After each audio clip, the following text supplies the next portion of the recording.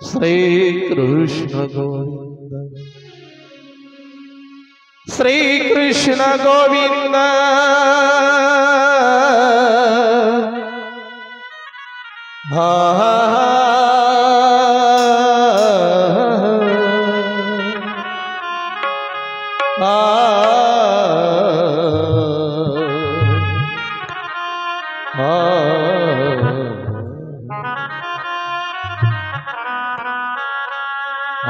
श्री कृष्ण गोविंद हरे मुरारी, हे नाथ नारायण वासुदेवा।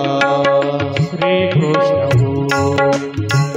हरे मुरारी, हे नाथ नारायण वासुदेवा। श्री कृष्ण गोविंद हरे मुरारी, हे नाथ नारायण वासुदेवा। श्री कृष्ण गोविंद हरे मुरारी, हे नाथ नारायण वासुदेवा। हे नाथ नारायण वासुदेव, हे नाथ नारायण वासुदेव, हे नाथ नारायण वासुदेव, हे नाथ नारायण वासुदेव। श्री कृष्ण गोविंद हरे मुरारी, हे नाथ नारायण वासुदेव। श्री कृष्ण गोविंद हरे मुरारी, हे नाथ नारायण वासुदेव।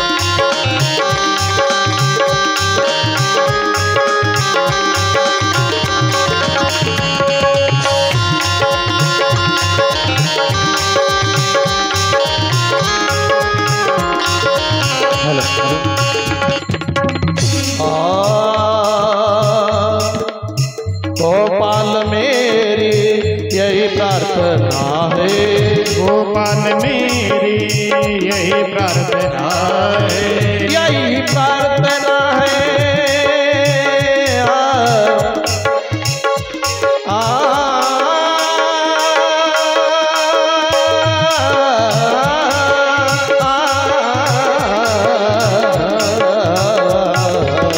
गोपाल मेरी यही प्रार्थना है, गोपाल मेरी यही प्रार्थना है। बोलो ना मैं नाम कभी तुम्हारा, बोलो ना मैं नाम कभी तुम्हारा। निष्काम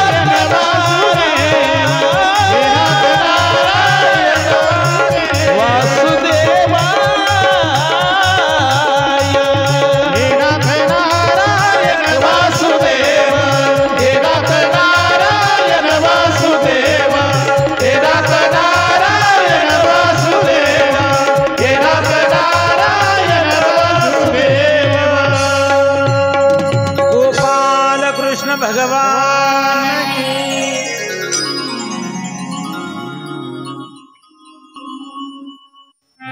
हरि ध्येयं सदा परिभवग्नमभीष्टदोहम् तीर्थास्पदं शिवविरञ्चिनुतं शरण्यं भृत्यात्यं प्रणतपालभवाब्धिपोतं वन्दे महापुरुषते चरणारविन्दम्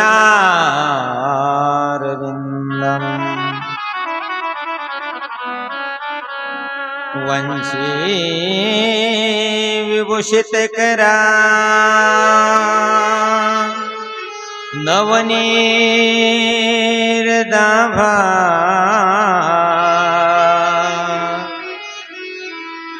पीताम्बरा दरुणबिम्ब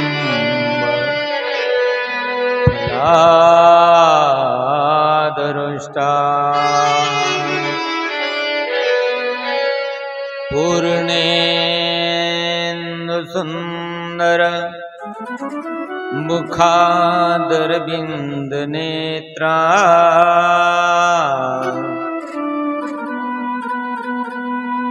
कृष्णात् परकिमपि तत्त्वमहं न जाने। नारायणं नमस्कृतं नरं चैव नरोत्तमं देवीं सरस्वती व्यास ततो जयमुदीरये।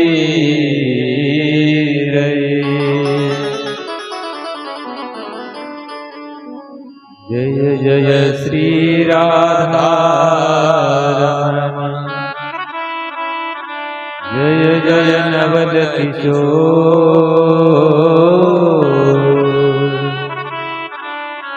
जय गोपी चित्तचोर प्रभु जय जय माखन चोर। राधा मेरी स्वामिनी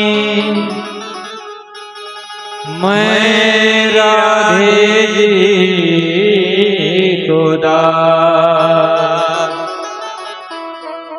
जन्म जन्म मोहि दीजियो श्री वृंदावन श्री वृंदावन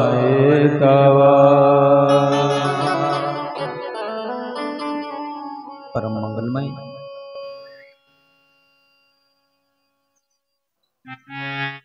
प्रत्रखिलेश्वर करं करुण वर्णालय भक्तवंशा कल्पतरु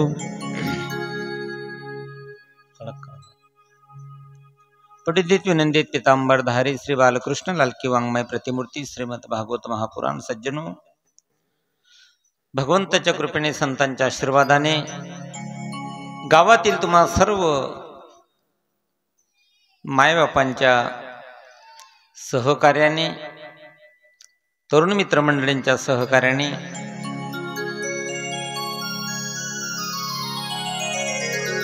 हरिभक्तपरायण परमस्नेही परमादरणीय संत दासगिरी महाराज यांच्या मार्गदर्शनाने संतांच्या पदस्पर्शाने पुनीत आणि पावन झालेली आपली भूमी पवित्र अशा प्रांगणामध्ये कार्तिक महोत्सवानिमित्त चालत असलेला आपला हा सप्ताह श्रीमद भागवत महापुराण कथा नामसंकीर्तन सप्ताह कथेचा दुसरा दिवस द्वितीय सत्रामध्ये आपला प्रवेश झालाय। गोपाल कृष्ण भगवान की जय।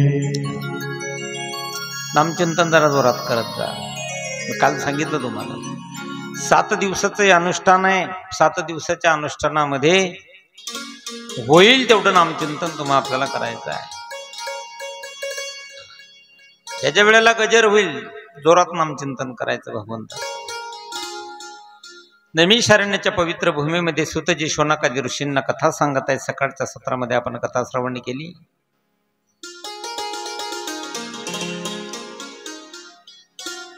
धुंदुकारी गोकर्णाची कथा आपण श्रवण केली.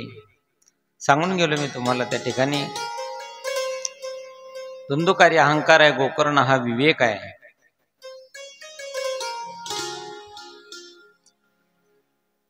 सात दिवस कथा करून आपल्या भावाचा त्या ठिकाणी उद्धार केला गोकर्णाने. पिशाच्य योनी प्राप्त झालेला धुंदुकारी, त्याला मोक्ष प्राप्ती झाली पर्यंत कथा आलेली होती. सुतजींना शौनकादी ऋषी म्हटले, काही आमचे प्रश्न आहेत, त्याचं निरसन करा. कधी कधी मंदिरात गेलं तर मन भ्रमित होतं आमचं. या देवाला पूजायचं का त्या देवाला पूजायचं, याची भक्ती करायची का त्याची भक्ती करायची. बरोबर आहे. कोण एक देव असा आहे, तिथे देवतेची भक्ती केल्याने आम्हाला सुख समाधान प्राप्त होईल. दुसरी गोष्ट, तुम्ही म्हणाल भगवंत एकच आहे, मग काय अवतार झाले, ते अवतार किती तेही आम्हाला सांगा. सुंदर प्रश्न आहे. होतं ना कधी कधी, प्रत्येक दिवसाला देव बदलतो आपला, का नाही बदलत? आता बाकीचे देव सध्याच्या पिरियड मध्ये मागे पडले. महादेवाला उच्चतम स्थान प्राप्त झालं सध्या तरी. सर्वात अग्रेसर महादेव आहे आता.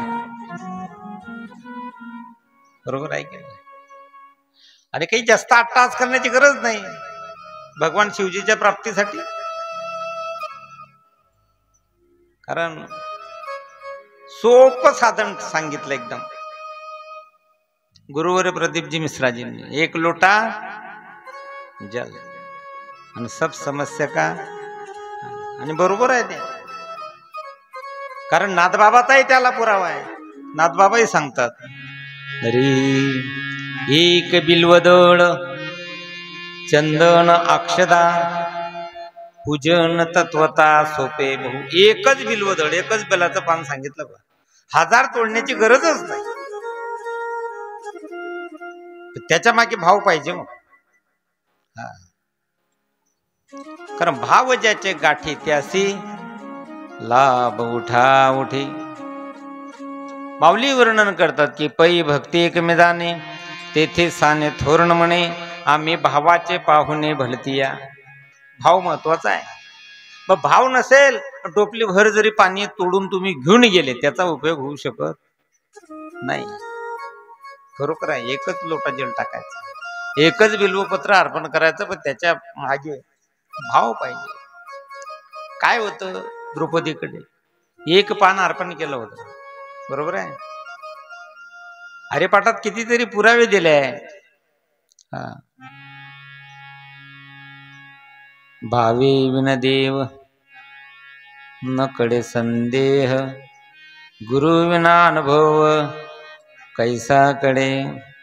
भाव बड्या आकडे येरविना कडे करतरी यावडे. तैसा रे करतरी यावडे.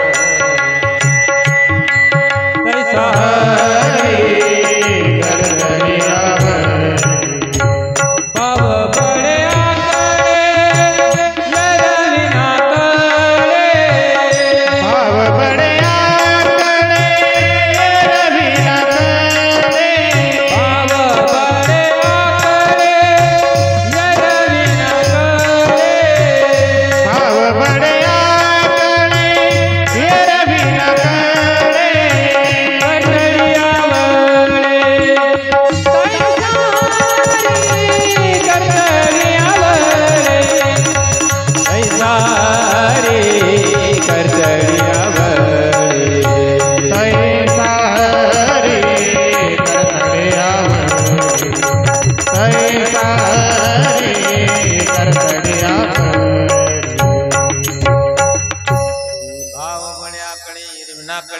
घडे आवडे तैसा है. भक्ती कोणतेही देवाची करा, पण अंतःकरणामध्ये भाव पाहिजे. शुद्ध ज्याचा भाव झाला दुरी नाही देव त्याला. भावाशिवाय प्राप्त होऊ शकत नाही. काही न लगे एक भावाची कारण, काही न लगे एक भावाची कारण, काही न लगे एक भावाची कारण, काही न लगे एक भावाची कारण.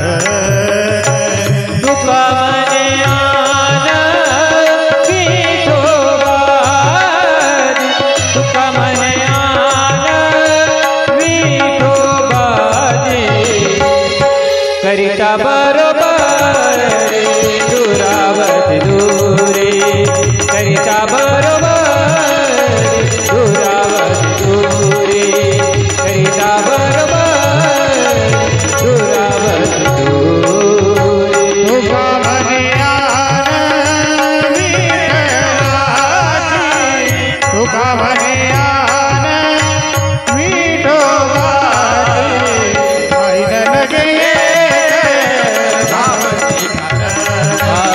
करिता बरोबर दुरावत दूरे, करिता बरोबर दुरावत दूरे. काही न लगे एक भावचे कारण तुका म्हणे आन.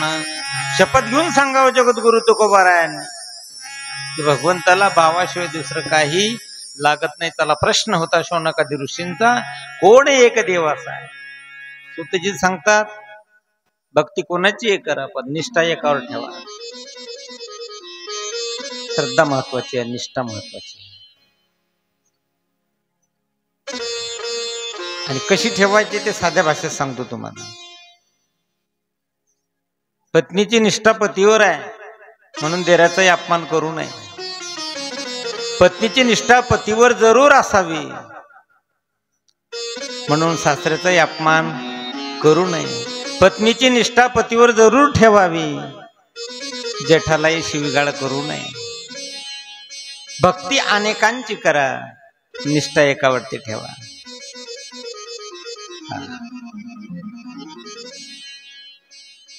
त्याचं कारण आहे जगद्गुरु तुकोबाराय तुम्हा आपल्याला सांगतात की आपला तो एक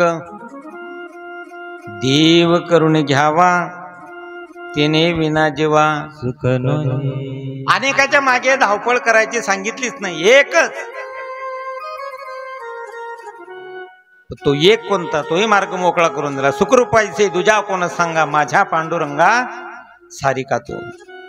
हा 24 अवताराची कथा आलेली आहे. सुतजी सांगतात पहिला अवतार भगवंताचा सनक सनंदन सनातन, दुसरा अवतार वरा अवतार झाला, तिसरा नारद अवतार आहे, चौथा नरनारायणाचा अवतार आहे, पाचवा कपिल भगवंताचा अवतार आहे कपिल देव, सहावा दत्तात्रय, सातवा यज्ञ, आठवा ऋषभ, नववा अवतार आहे पृथू, 10वा अवतार मत्स्य आहे. 10 अवताराची कथा येते त्यावेळेला मत्स्य अवतार 1 नंबरवर येतो. 11वा अवतार आहे कच्छप, 12वा धन्वंतरी, 13वा मोहिनी, 14वा अवतार आहे निशंग, 15वा वामन, 16वा परशुराम, 17वा अवतार आहे वेदव्यास, 18वा राम, 19वा अवतार आहे बळीराम, 20वा अवतार आहे कृष्ण, 21वा अवतार आहे हरी, 22वा अवतार आहे हंस, 23वा अवतार आहे बुद्ध आणि 24वा अवतार आहे कल्की. तो बाकी अजून. सुतजी सांगत असताना शौनकादी ऋषीने मध्येच त्यांना थांबवलं. तुम्ही सांगितलं 17वा अवतार वेदव्यास, यांचा अवतार कसा झाला ते सांगा. कारण ज्या व्यासांनी महाभारताचे वेदाचे 4 भाग केले, महाभारतासारखा ग्रंथ लिहिला, श्रीमद भागवत महापुराण ग्रंथ ज्या व्यासजींनी लिहिला, त्यांचा अवतार आम्हाला सांगा. व्यासजींनी ग्रंथ लिहिला त्याचं कारण आहे वेदाचे 4 भाग केले. महाभारतासारखा ग्रंथ लिहिला तरी मनामध्ये उद्वेग आहे. मी सांगून जाईल तुम्हाला, एखादी दिवसभर आपण जरी शेतात राबलो, घरातली काही कामं केली, एखादी काम अपूर्ण असेल तर कुठंतरी टोचल्यासारखं होतं माणसाला. व्यासांची परिस्थिती तेच झाली. पराशराचे पुत्र आहे व्यास. गंगेच्या किनारे निघून गेले. शाम्यप्राश नावाचा आश्रम बांधला, डोळे बंद आहे, समाधी अवस्था आहे, नामचिंतन चालू आहे व्यासजींचं. हरी श्री कृष्ण गोविंद हरे मुरारी हे नाथ नारायण सर्वांनी नामचिंतन करायचं आहे. श्री कृष्ण गोविंद हरे मुरारी नाथ नारायण वासुदेव. श्री कृष्ण गोविंद हरे मुरारी हे नाथ नारायण वासुदेव. श्री कृष्ण गोविंद हरे मुरारी हे नाथ नारायण वासुदेव. पितमात स्वामी सखा हमारे, पितमात स्वामी सखा हमारे, हे नाथ नारायण वासुदेव. कृष्ण गोविंद हरे मुरारी हे नाथ नारायण वासुदेव. कृष्ण गोविंद हरे मुरारी हे नाथ नारायण वासुदेव.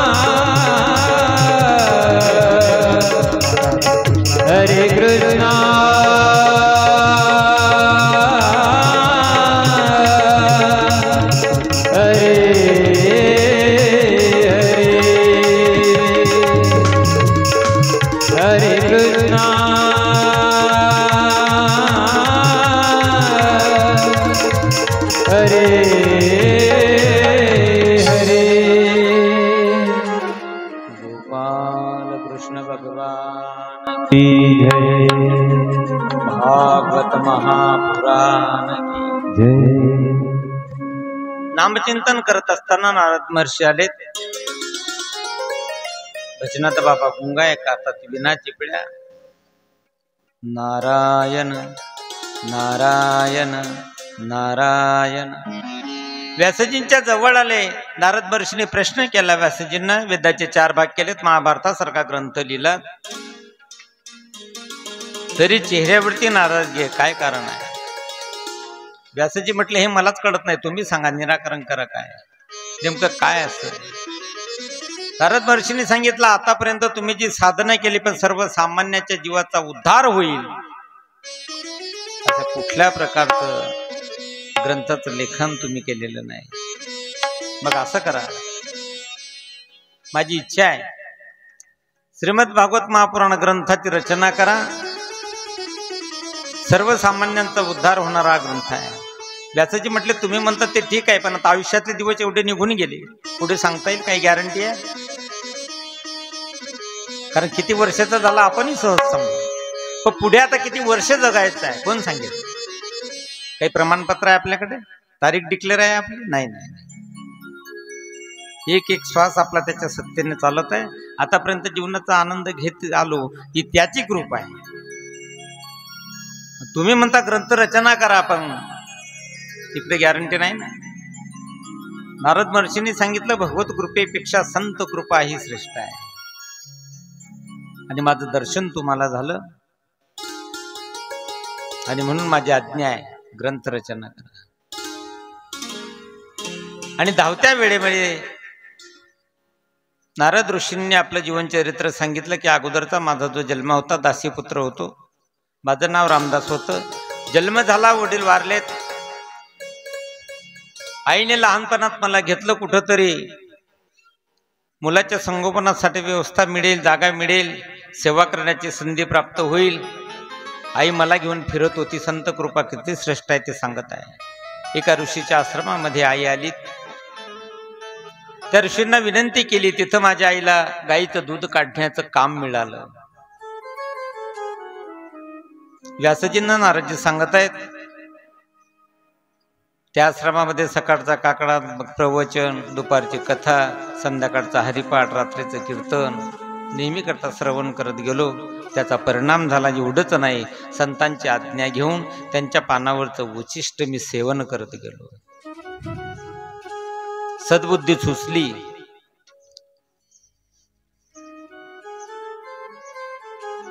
संत जाण्यासाठी निघाले. मी विनंती केली त्यांना. संतांनी सांगितलं की आई जिवंत आहे, आईची सेवा करा. ज्या दिवशी आई तुम्हाला सोडून जाईल तोपर्यंत तुम्ही हा 12 अक्षरी मंत्र घ्या. आणि आई निघून गेल्यानंतर, तुमची जबाबदारी संपल्यानंतर तुम्हाला वाटेल त्या वाटेने जाऊन 12 अक्षरी मंत्राचा जप करा. भगवत प्राप्ती जीवनात होईल. आशीर्वाद दिला. संत निघून गेले. नारदजी सांगत एक दिवसाचा प्रसंग आहे. आई ब्रह्ममुहूर्तावर उठली, गाईचं दूध काढण्यासाठी गेली. दैवयोग आहे, सर्पाने दंश केला. आई मरण पावली. आणि भगवंताचा अनुग्रह समजलं मी यालाच. आईच्या देहावर अंत्यसंस्कार केले. जबाबदारी कमी झाली. आणि संतांनी दिलेला 12 अक्षरी मंत्र त्याचा जप करत निर्मनुष्य वनाकडे मी निघून गेलो. झाडा पाठ लावली, डोळे बंद आहे आणि मंत्र सुरू केला. नारायण ओम नमो भगवते वासुदेवाय. ओम नमो भगवते वासुदेवाय. ओम नमो भगवते वासुदेवाय. ओम नमो भगवते वासुदेवाय. वासुदेवाय सर्वांनी म्हणायचं.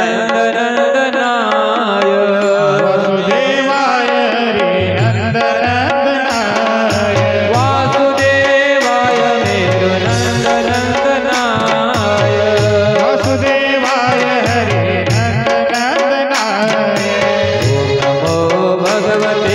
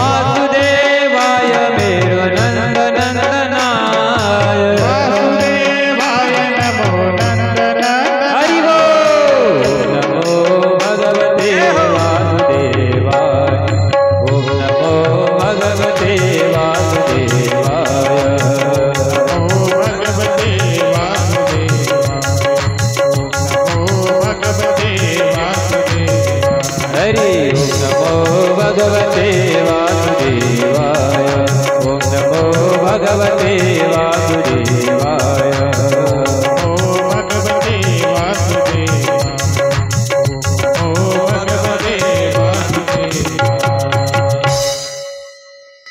हरी गोपाल कृष्ण भगवान की. आणि मग अशा प्रकारे नारद महर्षी सांगितलं. ओम नमो भगवते वासुदेवाय 12 अक्षरी मंत्राचा जप मी केला. काही दिवस जीवनातले निघून गेल्यानंतर चतुर्भुज मूर्ती प्रकट झाली.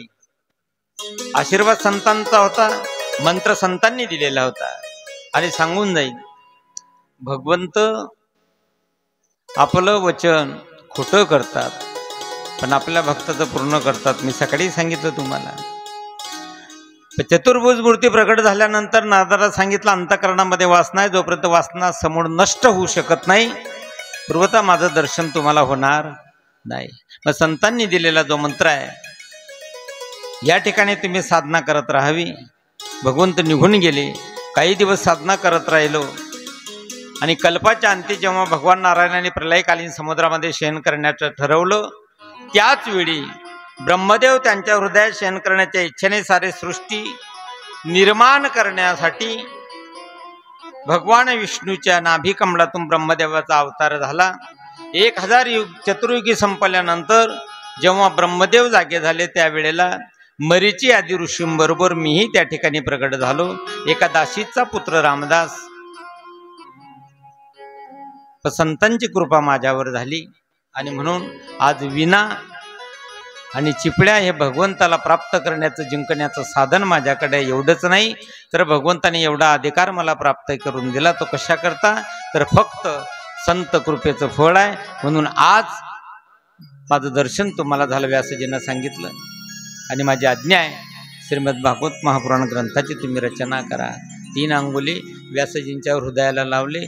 नारदजी निघून गेले. मी सकाळच्या सत्रात सांगितलं की भगवत कृपेपेक्षा संत कृपा ही श्रेष्ठ आहे. पण जीवनामध्ये संतांची संगत होण्यासाठी, सत्संग घडण्यासाठी, त्यांचं दर्शन होण्यासाठी कृपा ही तेवढी महत्वाचीच आहे. गोपाल कृष्ण भगवान की.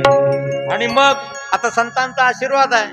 ग्रंथ लिहायचा पण लिहिणारा कोणी पाहिजे ना. मग विनंती केली कोणाला? सुख करता दुःख हरता वार्ता विघ्नाची पूर्वी प्रेम कृपा जयाची. गणपती बाप्पांना त्या ठिकाणी व्यासजींनी विनंती केली. पहा माझी इच्छा आहे श्रीमद भागवत महापुराण ग्रंथाचं लेखन तुम्ही करा. मी सांगणार तुम्ही लिहायचं म्हणे मी लिहिल काही हरकत नाही. पण आपलं वाहन कसं आहे चंचल आहे उंदीर तसा आपला स्वभाव सुद्धा आहे. व्यासजी म्हटले काही हरकत नाही. व्यासांनी श्लोक सांगायचा आणि गणपतीने त्याच्यावर विचार करायचा आणि तो लिहायचा. गणपतीच्या हातून श्रीमद भागवत महापुराण ग्रंथ लिहून घेतला आणि मग आता लिहिलेला हा ग्रंथ कुण्यातरी अधिकाऱ्याला सांगावे. अना अधिकाऱ्याला सांगून उपयोग नाही. मी काली सांगितलं तुम्हाला की क्रोधीय विश्वासी त्यासी बोध कैसा व्यर्थ आपली वाचा शिणू नये. हिताचं सर्वांना सांगता येत नाही. म्हणून ती कथा व्यासजींनी भगवान शुकदेव त्यांचेच पुत्र त्यांना सांगितले. कोण? भगवान शुकदेव. 12 वर्ष ज्यांनी आईच्या गर्भामध्ये वास्तव्य केलं आणि 12 वर्षानंतर दिगंबर अवस्था जन्म होताच कमंडलू घेतलं, नामचिंतन करून करत निघून गेले. अधिकार कमी नव्हता. म्हणजे त्यांचं प्राकट्य कसं झालं तेही सांगा. सुतजींना प्रश्न विचारला. हा सांगेल तुम्हाला. भगवान शुकदेव राधाराणीच्या जवळ होते गोलोकामध्ये. राधाराणीने सांगितलं जा मृत्यू लोकात भगवंताच्या नावाचा प्रचार प्रसार करा. म्हणे जमणार नाही. म्हणे का जमणार नाही? म्हणे विष्णूची माया पकडून घेईल ना. राधाराणी सांगितलं मायेचा तुमच्यावर परिणाम होणार नाही जा. भगवान शुकदेवांनी हिमालयावरती वटवृक्षाचं झाड आहे तिथं शुक पक्षीनेच्या अंड्याच्या रूपामध्ये आहे. शुक याचा अर्थ काय होतो सांगा बरं. शुक म्हणजे शुक म्हणजे पोपट. कळलं ना. पोपटाने ज्या फळाला स्पर्श केला ते फळ आधीच गोड असेल नाहीतर मग पोपटाने स्पर्श केल्यावर ते गोड झाला असेल, पण पोपटाने स्पर्श केलेलं फळ आंबट राहू शकत नाही, 101% गॅरंटी आहे. त्या भगवान शुकदेवांमुळे वेदरूपी कल्पवृक्षाचं पिकलेलं फळ श्रीमद भागवत महापुराण ग्रंथ तुम्हा आपल्याला सहज प्राप्त झाला. त्याचं कारण ते आहे, शुक पक्षिणीच्या अंड्याच्या रूपात हिमालय पर्वतावर वटवृक्षाचं झाड आहे, तिथे त्या घरट्यात पडलेले आहे. भगवान शिवजी डोळे बंद करून नामचिंतन चालू आहे. माता पार्वती आश्रमात आहे. कोणाचं नामचिंतन करत होते भगवान शिवजी?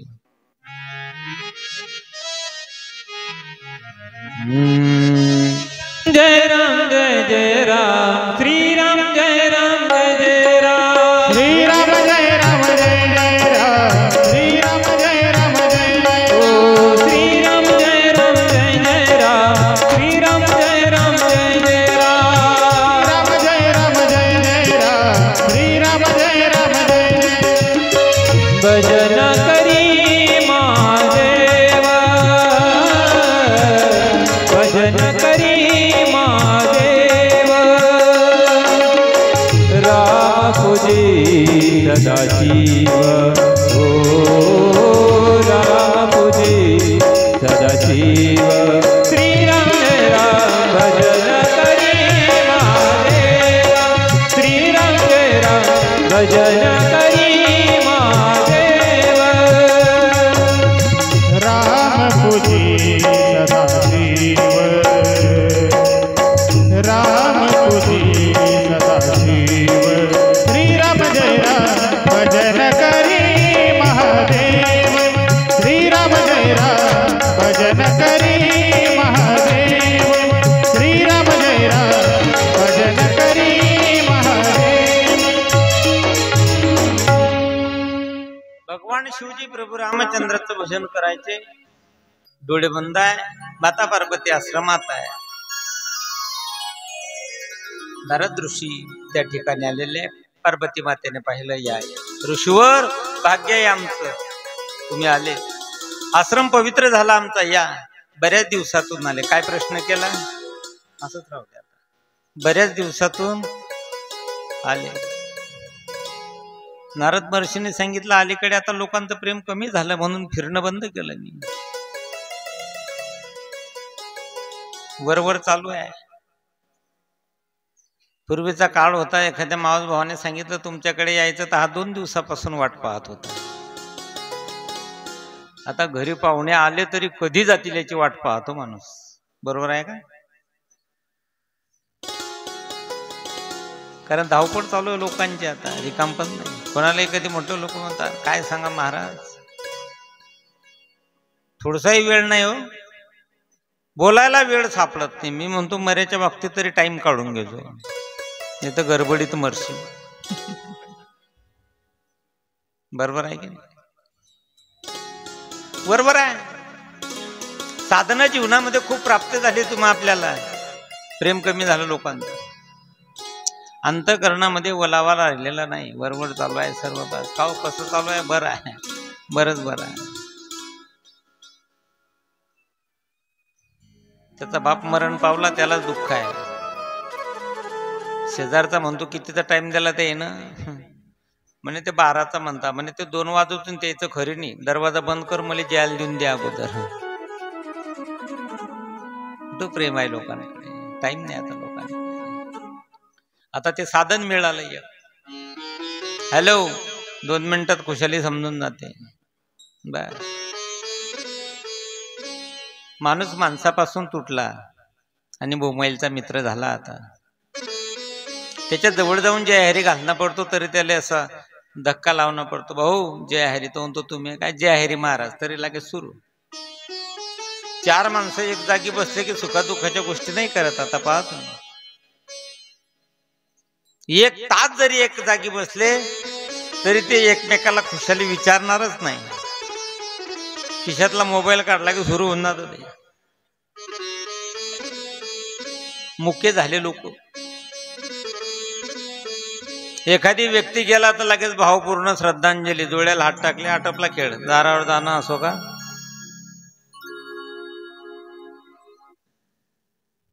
कुठं चाललेत लोक? रोडवर एखादी ऍक्सिडेंट झाला तर अगोदर फोटो काढून ग्रुपवर टाकतील, मग व्यवस्था त्याची, तोपर्यंत तो गेलाच.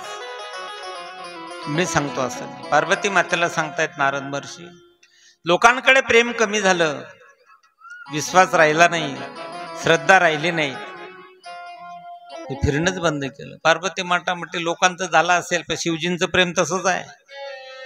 वा,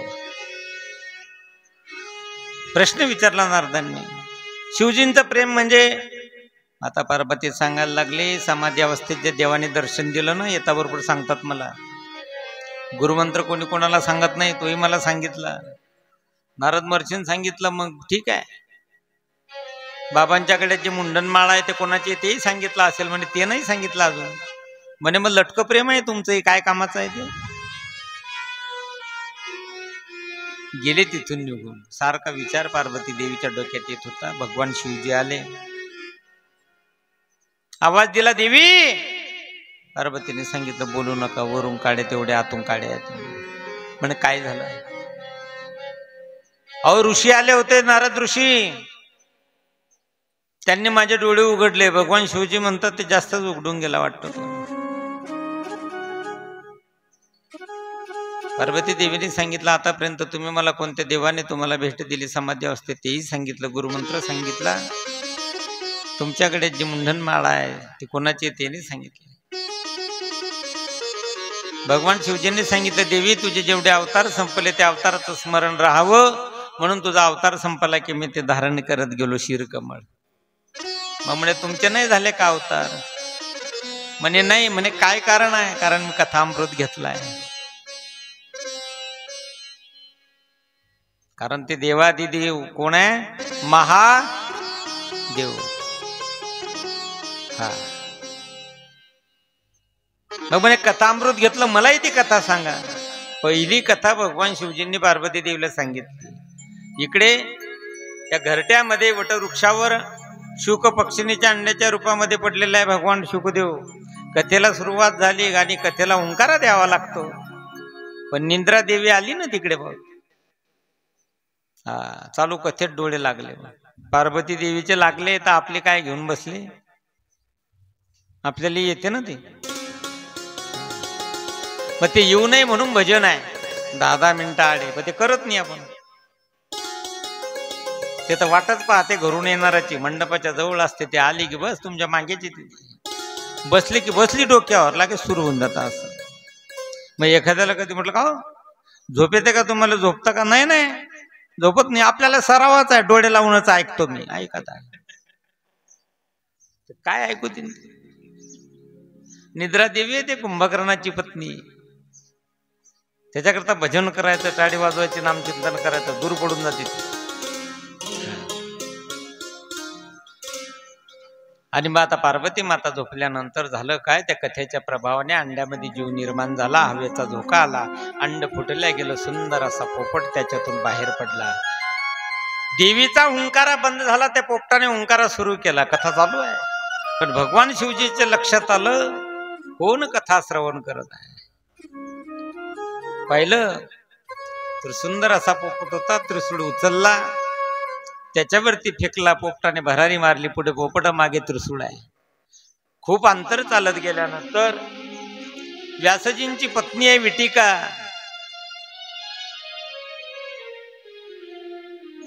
ती आपल्या माडीवर घरावरती गच्चीवर केस सुकवत होती डोक्याचे. पोपट विटिकेच्या जवळ आला, तेवढ्यात तिला जांभुळी आली. तोंड वाचल्या गेलं. पोपटाने त्या मुखामध्ये प्रवेश केला. 1 नाही 2 नाही 12 वर्ष राहिला. त्याचं वर्णन आहे. ब्राह्मणाचे पोर एक खेळासी झाले, ब्राह्मणाचे पोर एक खेळासी झाले, ब्राह्मणाचे पोर एक खेळासी झाले, ब्राह्मणाचे पोर एक खेळासी झाले. 12 वर्षाला पाले रे, 12 वर्षाला पाले रे, 12 वर्षाला पाले रे, 12 वर्षाला पाले रे. कापत कापत बाहेर आले ते नागवेची पळून गेले, कापत कापत बाहेर आले ते नागवेची पळून गेले, कापत कापत बाहेर आले नागवेची पळून गेले, कापत कापत बाहेर आले नागवेची पळून गेले.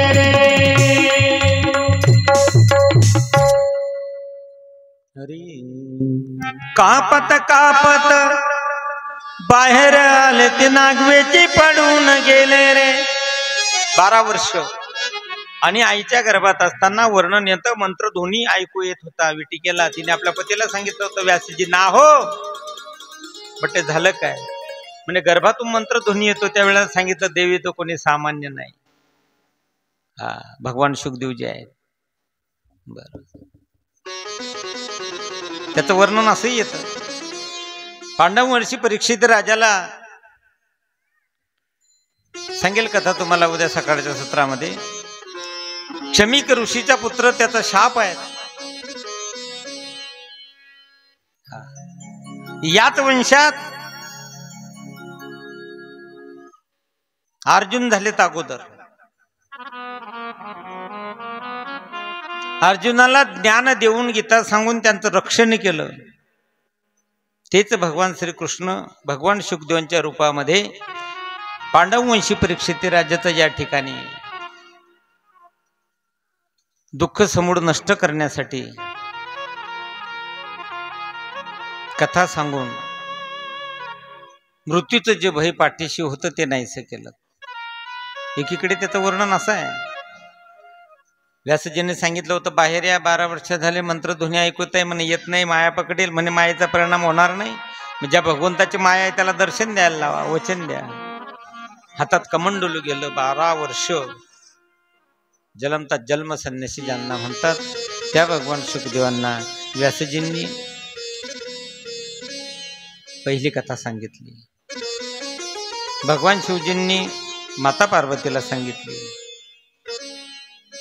कृष्ण चरित्र जीवाचं दुःख हरण करणार आहे, पण त्याच्यासाठी तुमच्या आपल्या अंतकरणामध्ये भाव पाहिजे. तो अंतकरणातला भाव पांडवांकडे होता, कारण 105 विरुद्ध 100 होते. 5च्या विरोधात किती होते? 100 होते. विजय कोणाचा झाला? 5चा झाला. त्याला कारण आहे, व्यासांनी भक्तीची खुणगाट सांगितली, पांडवांनी ती परताळली. म्हणून द्वारकेचा राजा तो भगवान श्रीकृष्ण, द्वारकेचा राणा पांडवांच्या घरचा झाला. पुरावा आहे हरिपाठामध्ये. द्वारकेचा राणा पांडवा घरी, द्वारकेचा राणा पांडवा घरी, द्वारकेचा राणा पांडवा घरी, द्वारकेचा राणा पांडवा घरी, द्वारकेचा राणा. ज्ञानदेव म्हणे व्यासाची एकूणा, ज्ञानदेव म्हणे व्यासाची एकूणा, द्वारकेचा राणा पांडवा घरी, द्वारकेचा राणा पांडवा घरी. ज्ञानदेव म्हणे व्यासाची खुणा, ज्ञानदेव म्हणे व्यासाची खुणा, द्वारकेचा राणा पांडवा घरी, द्वारकेचा राणा पांडवा घरी, द्वारकेचा राणा पांडवा घरी. ज्ञानदेव म्हणे व्यासाची या खुणा, द्वारकेचा राणा पांडवा घरी. जगाचा मालक रात्रंदिवस रक्षण करत राहिला, कारण त्याचं हृदय हरी. मागे पुढे उभा राहे सांभाळीत, आलिया आगाध निवारा. व्यासांनी सांगितली खुणगाट ते पांडवांनी पडताळली. वास्तविक पाहता 5च्या विरुद्ध 100 होते. एवढंच नाही, युद्धाचा शेवटचा क्षण दुर्योधन रक्ताच्या थारोड्यामध्ये पडलेला आहे. त्यावेळेला अस्वस्थामाने आवाज दिला होता, दुर्योधन राजा मी प्रयत्न करून पाहतो. म्हटले कुठले? म्हणे परत पांडवांशी युद्ध करावं. म्हणे त्यांच्याशी युद्ध करत करत ते प्रयत्न करता करता तर रक्ताच्या थारोड्यात मी पडलो. आता तुला दिसत आहे, तू काय करणार? पण शेवटचा जरी क्षण असला तरी तुमची आपली आशा कमी होत नाही होत. शेवटच्या क्षणाला गलित गात्र झालेत सर्व इंद्रिय, पाय चालू देत नाही, डोळ्यान दिसत नाही, पण तरी आशा कमी झाली नाही. कधी कधी तर माणसाला खाली धरलं तरी तो म्हणतो 2 वर्ष राहिलो असतं तर शेजारची 2 एकर घेतलीच असते. बरोबर आहे की नाही?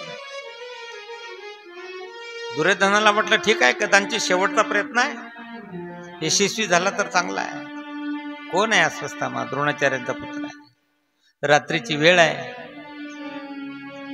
ते शिबिकेत रावटीमध्ये त्याने प्रवेश केला. हातामध्ये शस्त्र आहे आणि रात्रीच्या वेळेला 1 नाही 2 नाही 5 शिरं कापली, हातात घेतली. दुर्योधनाच्या जवळाला आवाज दिला, राजा जे तुझ्याकडून जमलं नाही ते केलं मी. दुर्योधन म्हटलं ठीक आहे, काय केलं? त्याने सांगितलं पांडवांची शिरं चांगली ना कापून. पण हे दुर्योधनाच्या मनाला पटत नव्हतं. त्याने म्हटलं दाखव जरा प्रकाशात कोण आहे पाहू दे. आणि ज्या वेळेला पाहिलं त्यावेळेला ती शिरं पांडवांची नव्हती, द्रौपदीच्या 5 मुलांची ती शिरं होती. इकडे तर मी आधीच सांगितलं की मागे पुढे उभा राही सांभाळी, तर जगाच्या मालकाला कळलं होतं. त्याने सांगितलं, अर्जुनाला सांगितलं, धर्मराजाला सांगितलं, आज इथे झोपायचं नाही.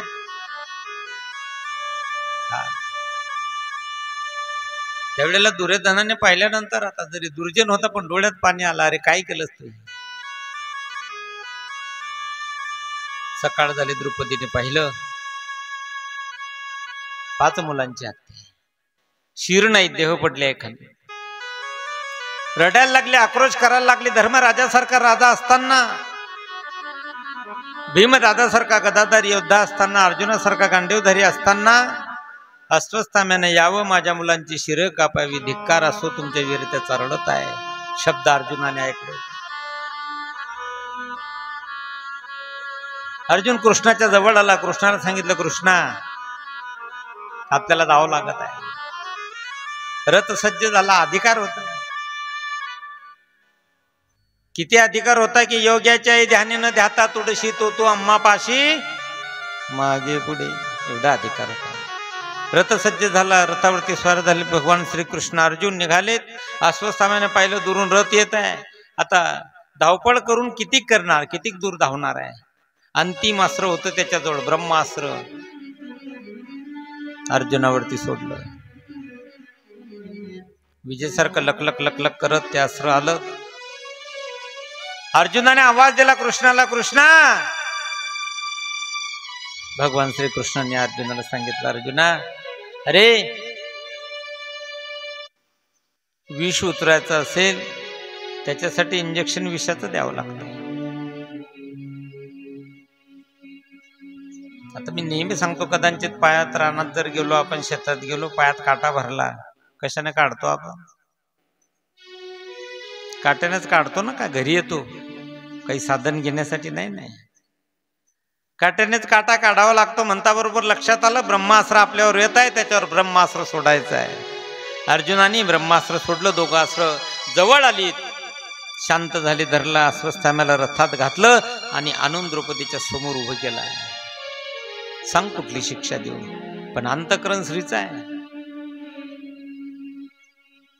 स्त्री हे नम्रतेचं प्रतीक आहे, पुरुष अहंकाराचं प्रतीक आहे. द्रौपदीने विचार केला मनामध्ये, जे दुःख आपल्याला झालं याच्या आईला होता कामा नये. अर्जुनाला सांगितलं जसं आणलं द्या सोडून. भीमदादाला विचारलं काय करायचं? भीमदादा म्हटलं तू सोडलं तर मी मारल्याशिवाय राहत नाही. धर्मराजाला विचारलं. धर्मराजाने सांगितलं आतापर्यंत धर्माला कलंक लागलेला नाही, धर्माच्या विरोधात कुठलंही कार्य होता कामा नाही, हे तू ठरव. अंतिम निर्णय कृष्णाच्या जवळ आहे. आणि ज्या वेळेला कृष्णाच्या जवळ अर्जुन आले तर हात जोडले, सांगितलं कृष्णा काय करायचं? भगवान श्रीकृष्णांनी सांगितलं की अर्जुना, द्रौपदी म्हणते तेही खरं आहे, भीमदादा म्हणतात ते खरं आहे. धर्मराजा असत्य वचन बोलूच शकत नाही, कारण ते धर्म आहे. आणि मी सांगतो ते तर सत्यच सत्य आहे. याने मुलांची हत्या केली, बाल हत्यारा आहे, याला सोडता नाहीये. पण गुरुपुत्र आहे, ज्याला मारता येत नाही. आता तू ठरव काय करायचं. पण अर्जुन काही कमी होता, कृष्णाचा शिष्य होता. बाल हत्यारा आहे म्हणून सोडता येत नाही. गुरुपुत्र आहे, द्रोणाचार्यांचा पुत्र होता, मारता येत नाही. मग आता याला अपमानित करायचं. मस्तकावर असणारा मणी काढून घेतला, अपमानित करून सोडून दिलं. आणि सांगू का, शहाण्याचं याच्यातच मरण आहे. एखाद्या व्यक्तीला शिवी सुद्धा सहन होत नाही, अपमान सहन होत नाही. काय आहे मग निर्लज्जम, काय म्हणता पुढे, सदा सुखी, कितीही बोला काहीच परिणाम नाही. मी तर नेहमी सांगतो ना,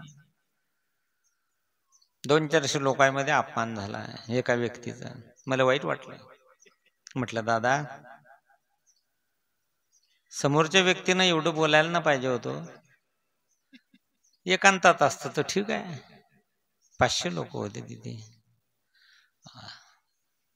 तो म्हणे महाराज सकाळचं तुमच्या डोक्यातून गेलंच नाही अजून. म्हणे हे तर 500च होते. असा बऱ्याचदा आपला अपमान व्हायला आणि तो 1000 लोकात होईल, तुम्ही डोक्यातून काढून टाका म्हणे. निर्लज्ज माणसाला काय. हा, कारण काही काही भस्मासूर आहेत ना, उपकाराची फेड अपकाराने करणारे लोक आहे समाजामध्ये, त्यांनाच भस्मासूर म्हणतात. भस्मासूर कोण आहे? कारण जो उपकाराची फेड उपकाराने करतो तो कृतज्ञ आहे, आणि उपकाराची फेड अपकाराने करतो त्याला कृतज्ञ म्हणतात. गोपाल कृष्ण भगवान दिलं सोडून. त्याला आनंद झाला, तो हसायला लागला. तो म्हटले 5 मुलांची शिरं कापली, मला तर मृत्यूदंड पाहिजे होता. काय केला अर्जुनाने? दिलं मला सोडून. ईर्ष्या निर्माण झाली. 2 शत्रू आहे माणसाचे, ईर्ष्या आणि क्रोध. बघ विचार केला त्याने. ईर्ष्या निर्माण झाली. तो म्हटले ठीक आहे, मला जर शिक्षा करू शकलं नाही, मग आता मात्र पांडवांच्या वंशात एकही जिवंत ठेवत नाही. त्याचाच हसायला लागला. आहे तरी कोण पांडवांच्या वंशात? जे 5 मुलं होते त्यांची शिरं कापली. पण त्याच्या लक्षात आलं, अभिमन्यू युद्धामध्ये चक्रव्यूहात ज्या वेळेला मरून पडलात ना,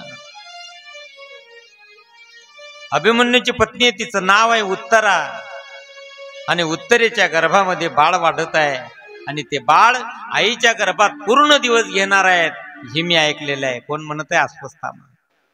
त्याला नष्ट करायचं. ईर्ष्या वाढली, क्रोध वाढला. अर्जुनावरती जे ब्रह्मास्त्र सोडलं होतं तेच ब्रह्मास्त्र त्या अस्वस्थाम्याने उत्तरेच्या गर्भावर सोडलेलं आहे. विजय सारखं लक लक लक लक लक लक लक लक करत येत आहे. उत्तरेच्या लक्षात आलं ते, आणि मग त्याने कृष्णाचा धावा सुरू केला. पाही पाही महायोगिन देव देव जगत्पते, नान्यं त्वद्भयं पच्ये यत्र मृत्यु परस्परम. आवाज दिला कृष्णाला, हे प्रभो देवादिदेवा जगदीश्वरा, संकटाचं निवारण कर. आणि जीवाचा तो स्वभावच आहे. तुमचं आपलं सर्व जमतेम बरोबर चालू आहे, देवाची आठवण होत नाही माणसाला. आणि संकट आलं की मग आठवण होते. कबीरदासजी महाराज वर्णन करतात आपल्या दोह्यामध्ये, दुख में सुमिरन सब करे, सुख में करे न को. दुख में सुमिरन सब करे, सुख में करे न को. दुख में सुमिरन जो करे जो दुख काए को, कबीरा दुख काए को. सुख में सुमिरन सब करे, सुख में करे तो.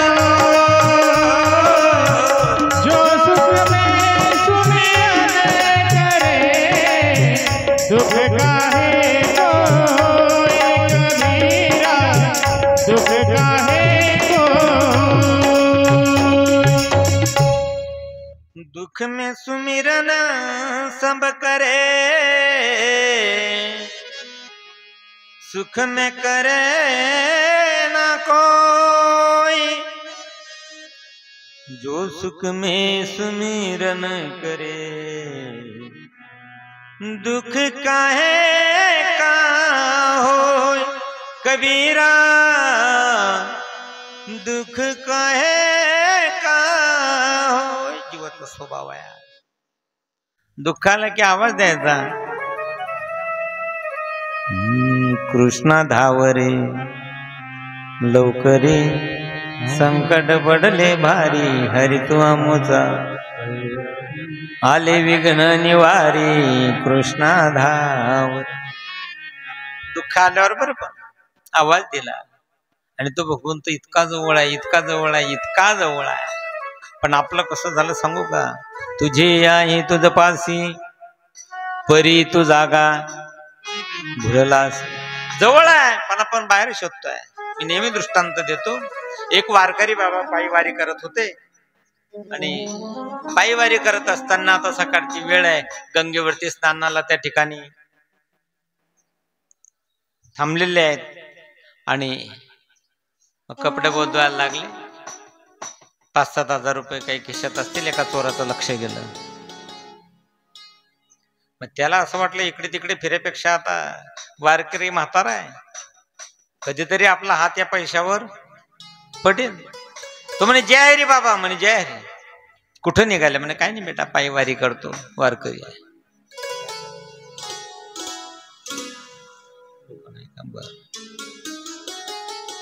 पायी वारी करतो, मग म्हणे मलाही तुमच्या सोबत यायचं आहे। ठीक आहे,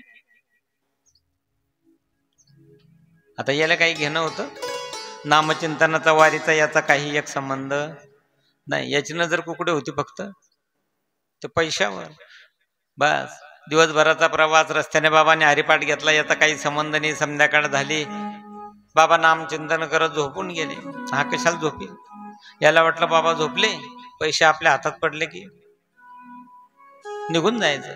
पहिली रात्र गेली, दुसरी गेली, तिसरी गेली, 4 रात्र जागरण केलं याने।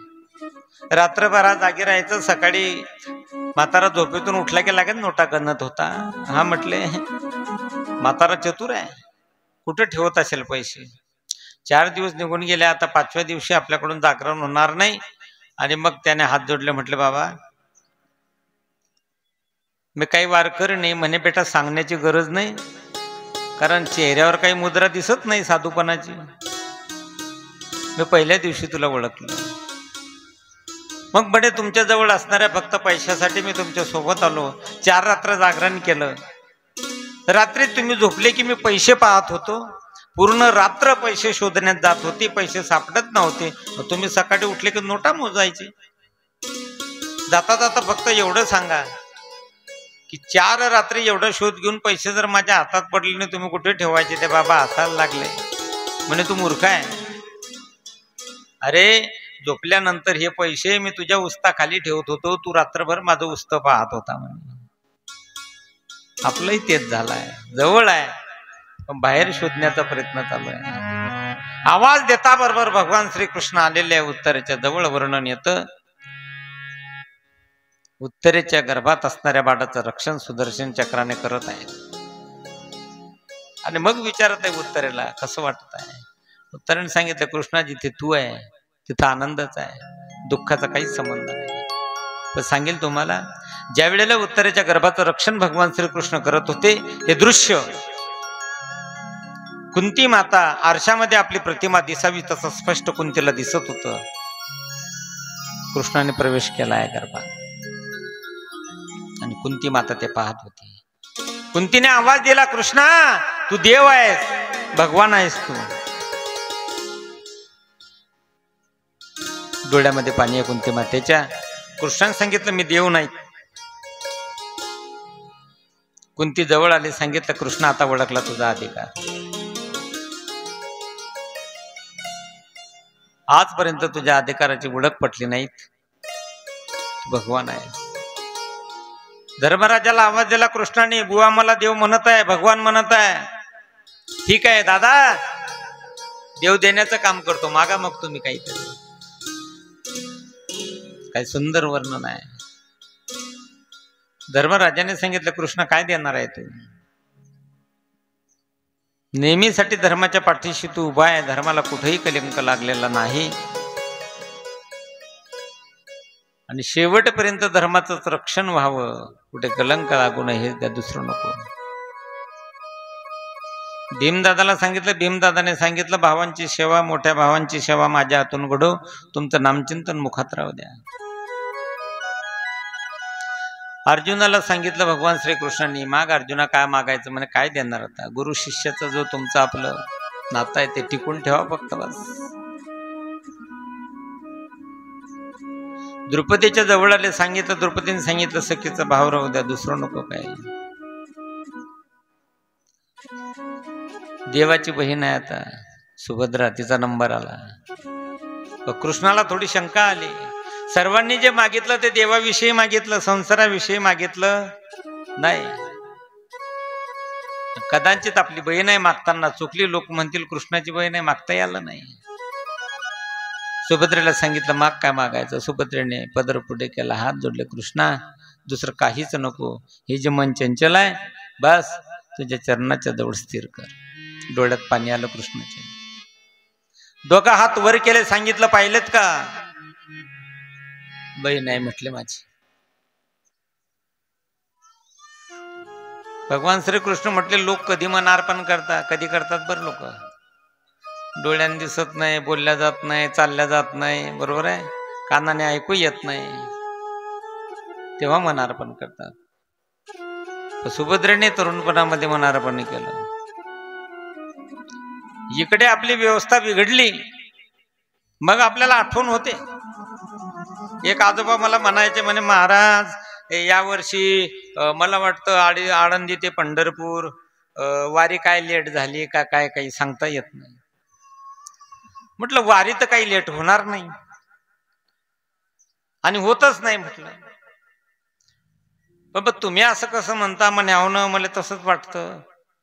दरवर्षीच्या तिथीप्रमाणे काहीतरी एखादी महिना लेट होते. म्हटलं लेट काही वारी झाली नाही, मला असं वाटतं तुमचा त्रास वाढला घरात जास्त, म्हणजे कधीतरी बाहेर पडून जाऊ आता.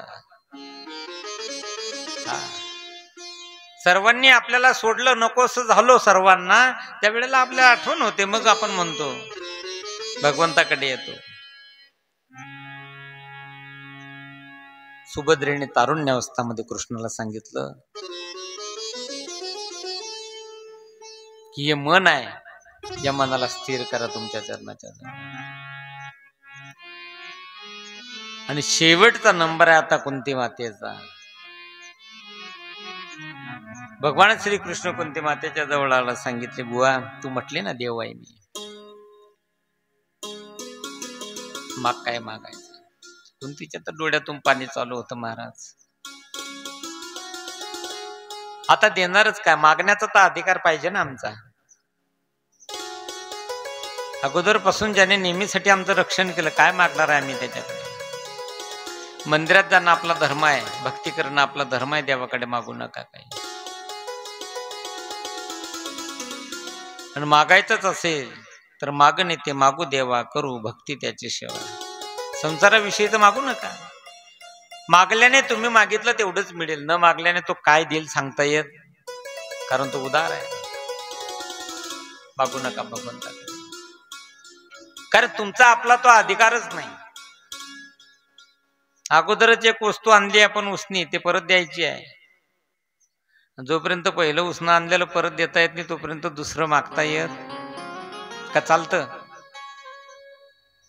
नाही, चालत, पहिलं द्यावं लागेल. मग काय आणलं आपण उसनं?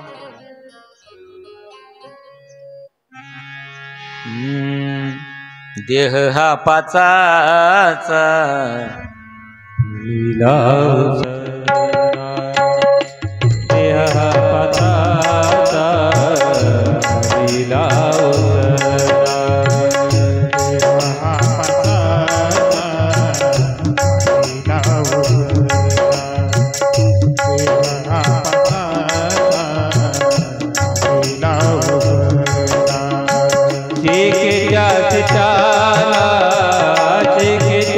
चाला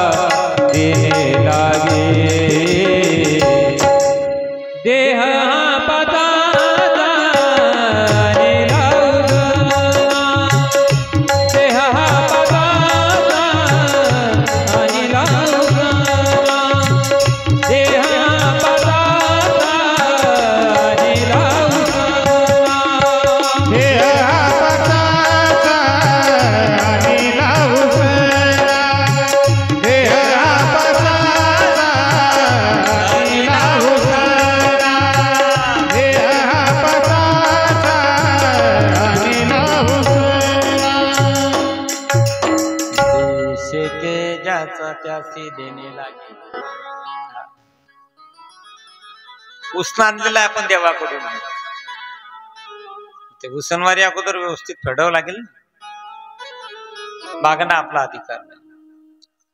कृष्णाने सांगितलं कुंती म्हणते बुवा माग काय मागायचं, डोळ्यात पाणी आहे. हात जोडले कृष्णा, देण्यासाठी आला का म्हणे. कुंती मातेने सांगितलं माझ्या जीवनामध्ये दुःखावर दुःख, विपत्तीवर विपत्ती येऊ दे, बस. याच्या पलीकडे काहीच नको. भगवान श्रीकृष्ण म्हटले दुःख भोगत भोगत भोगत भोगत इथपर्यंत आली तरी दुःखच मागितलं.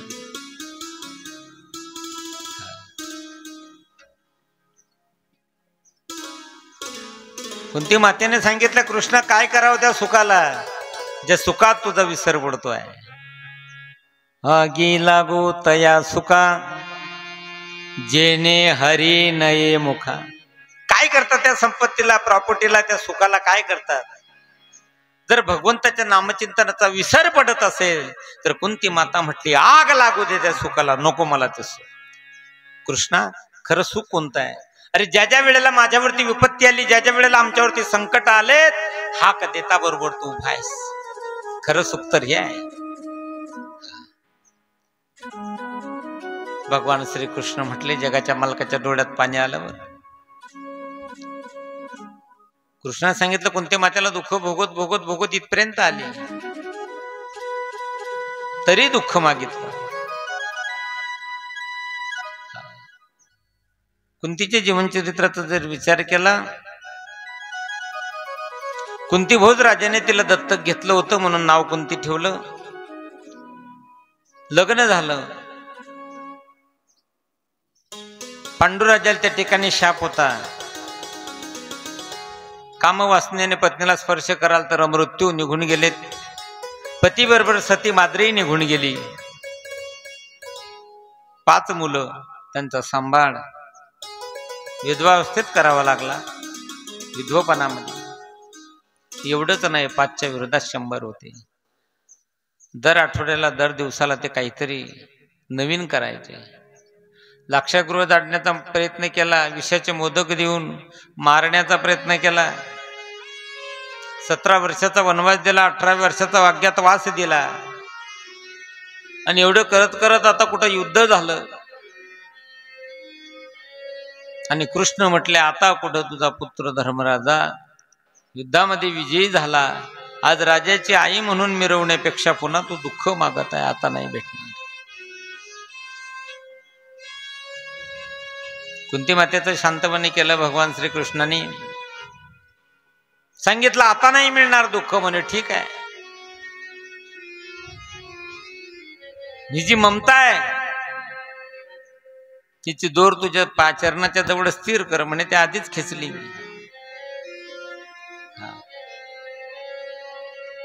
संवाद चालू इथे.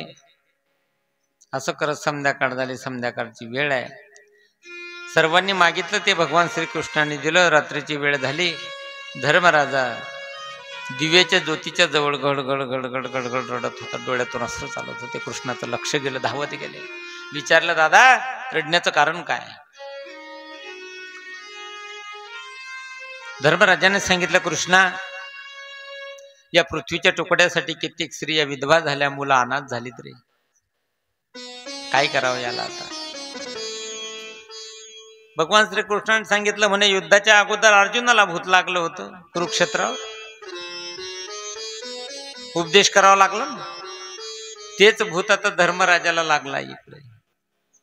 पण अर्जुनाला ज्ञानोपदेश करता बरोबर त्याचा परिणाम अर्जुनावर झाला. इथे तर पूर्ण रात्र निघून गेली. धर्मराजावर परिणाम होत नाही. काय कारण आहे. जे ज्ञान अर्जुनाला सांगितलं तेच धर्मराजालाही सांगत आहे इथे. परिणाम नाही. त्याचं कारण आहे भावात बदल झाला. अर्जुनाने जे ज्ञान ग्रहण केलं ते शिष्याच्या नात्याने केलं आणि इथे वात्सल्य भाव आहे धर्मराजाकडे. कारण कृष्ण लहान आहे आणि लहान्या मुलाने कितीही खरं सांगितलं तरी मोठ्यांना ते चालत नाही. मग आता यांना ज्ञानोपदेश द्यायचा तो भीष्माचार्यांच्या हातून, पितामह भीष्माचार्य. ठरवलं कृष्णाने. सकाळ झाली. धर्मराजा, नकुल, सहदेव, अर्जुन, भीमदादा, भगवान श्रीकृष्ण, सुभद्रा, द्रौपदी, कुंतीमाता युद्धभूमीवरती तिकडे भीष्माचार्य 52 दिवस झाले बाणाच्या शेवर पडलेले आहेत. आता तिकडे जायचं आहे. सर्वांच्या पुढे कृष्ण आहे. कृष्णाच्या सर्व मागे चालत आहेत आणि प्रत्येकाच्या मुखामध्ये नामचिंतन आहे. कृष्ण नावाचा जय जयकार चालू आहे. श्री कृष्ण गोविंद हरे मुरारी, हे नाथ नारायण वासुदेव. बोला सर्व. श्री कृष्ण गोविंद हरे मुरारी, हे नाथ नारायण वासुदेव. श्री कृष्ण गोविंद हरे मुरारी, हे नाथ नारायण वासुदेव. कृष्ण गोविंद हरे मुरारी, हे नाथ नारायण वासुदेव. हे नाथ नारायण वासुदेव, हे नाथ नारायण वासुदेव. हे नाथ नारायण वासुदेव, हे नाथ नारायण वासुदेव. हे नाथ नारायण वासुदेव, हे नाथ नारायण वासुदेव. हे नाथ नारायण वासुदेव, हे नाथ नारायण वासुदेव. श्री कृष्ण गोविंद हरे मुरारी, श्री कृष्ण गोविंद हरे मुरारी, हे नाथ नारायण वासुदेव. हे कृष्ण गोविंद हरे मुरारी, हे नाथ नारायण वासुदेव. कृष्ण गोविंद हरे मुरारी, हे नाथ नारायण वासुदेव. श्री कृष्ण गोविंद हरे मुरारी, हे नाथ नारायण वासुदेव. हे नाथ नारायण वासुदेव. हे नाथ नारायण वासुदेव. नारायण वासुदेव. हे नाथ नारायण वासुदेव. हे नाथ नारायण वासुदेव. हे नाथ नारायण वासुदेव. हे नाथ नारायण वासुदेव.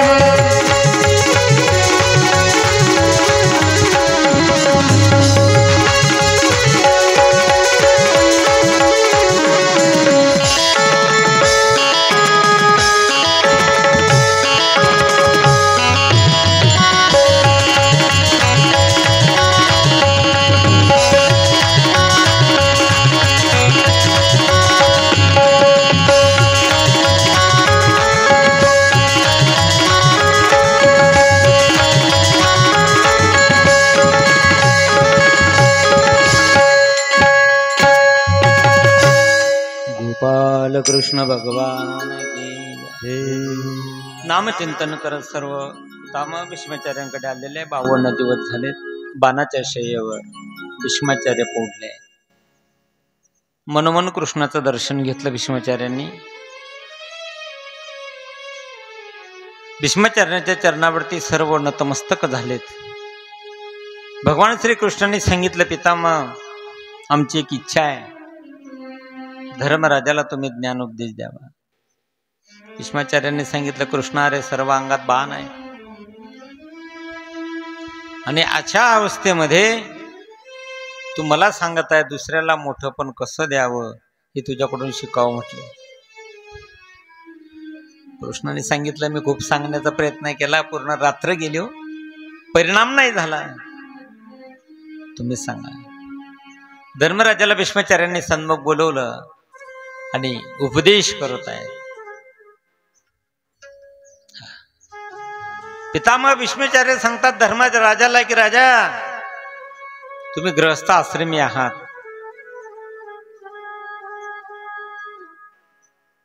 म्हणून गृहस्थ आश्रमी असणाऱ्या माणसाने भाग्यावर अवलंबून राहू नये. उपदेश तुमच्या आपल्यासाठी आहे. बरेच लोक पाहिले मी, दैव दैव आलशी पुकारा. आपण म्हटलं का हो काही प्रयत्न तर म्हणता तकदीरात असलं तसं होईल. बरोबर आहे काय? नाही नाही, ही कर्मभूमी आहे, इथे कर्म करावं लागणार आहे. कर्मानुसार प्रारब्ध तयार होईल तुमचं. नशिबात असलं तसं होईल असं कसं म्हणता? आणि तो जर म्हणत असेल तर त्याला दाबाय दाच्या खोलीत बंद करा, ताला लावून यांच्या आधी धरणात फेकून द्या. आपण समजेल बरं आहे तर ताट येतं का त्याच्या पुढे. कर्म करावं लागेल. तुम्ही आपण कर्म करण्यासाठी आलोय या ठिकाणी. हा, माणसाने भाग्यवादी बनू नये, कर्मयोगी बनलं पाहिजे. आजचं सत्कर्म उद्याचं सद्भाग्य बनेल, आजचं दुष्कर्म उद्याचं दुर्भाग्य बनेल. भाग्यावर नका अवलंबून. कर्म चांगलं असलं तर प्रारब्ध चांगलं तयार होणारच आहे, काही शंकाच नाही.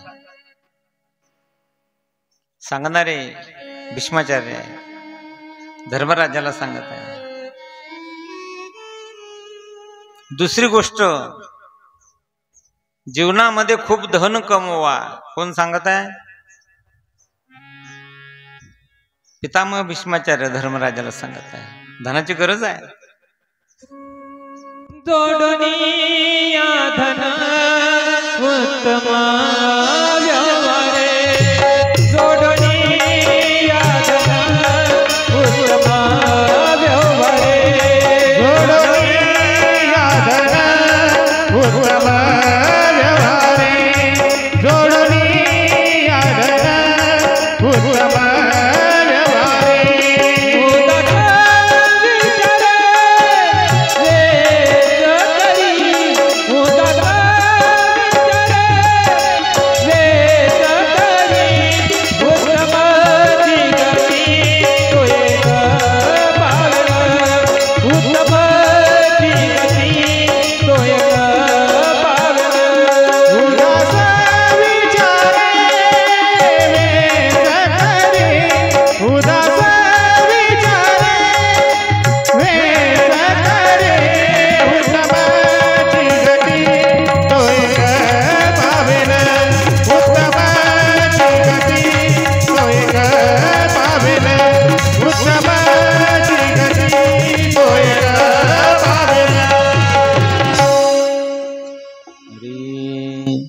जोडोनिया धन उत्तम व्यवहारे, उदास विचारे वेच करे.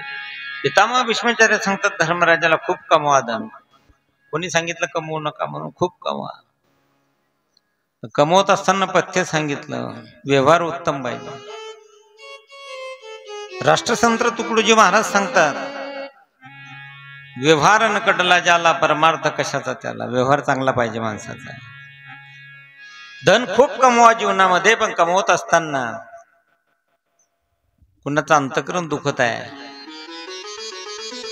का दुसऱ्याची हानी पोहोचवून नुकसान करून आपण स्वतःचा फायदा करत आहे, हे महत्वाचं आहे. तिथे खूप कमवा. पैशाशिवाय नाही चालत. घराच्या बाहेर पाय काढला की पैसा लागतो आता. बरोबर आहे. ते का असं आहे, किराणा दुकानावर गेले, खूप यादी करून घेतली, 5,000चा किराणा झाला, त्यांनी सांगितलं द्या महाराज पैसे. मग आपण सांगू का त्याला एखादी प्रवचन नाही तर कीर्तन करून देईल, तो म्हणे धक्का घरी राहू दे, ती इकडे. पैशाशिवाय नाही चालत. खूप कमवा.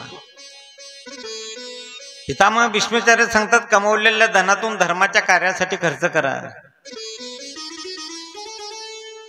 मग किती टक्के करा ते आपल्यावर अवलंबून आहे. पण का करा त्याचं कारण आहे. एखादी विहीर आहे, त्या विहिरीतलं पाणी जर आपण बाहेर फेकलंच नाही, मोटर नाही, बाल्टीने नाही, त्याला आपल्या भाषेत आपण वसान म्हणतो. मला सांगा, वर्षानुवर्षापासूनची पडून राहिलेली विहीर, त्याचं तर पाणी कसं असेल? चालेल का ते पिण्यासाठी? नाही चालणार. साठवलेलं धनाचं तसं आहे.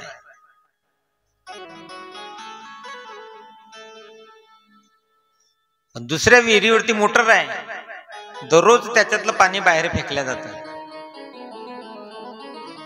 जेवढं जेवढं बाहेर फेकलं जातं तेवढं गार पाणी त्या पाझरातून येतं. निर्मळ आहे, नितळ आहे, शिवाय गार आहे. दान दिलेल्या धनाने धनाची शुद्धी होते. साठवलेलं धन आगामी पिढीसाठी बाधक आहे. मग किती दान द्यायचं हे तुमच्यावर अवलंबून आहे. कारण मी सकाळी सांगितलं दानाचा विषय निघाला की लोक मग थोडेसे कान टोक करून पाहता आमच्याकडे. बरोबर आहे की जरूर द्यावं धर्माच्या कार्यासाठी. धनाची शुद्धी होते, धन वाढतं. आणि पुढे सांगितलं पितामह भीष्माचार्यांनी की बेटा, धर्मराजाला सांगितलं तुम्ही राजा आहे, राजाने अन्याय करू नये,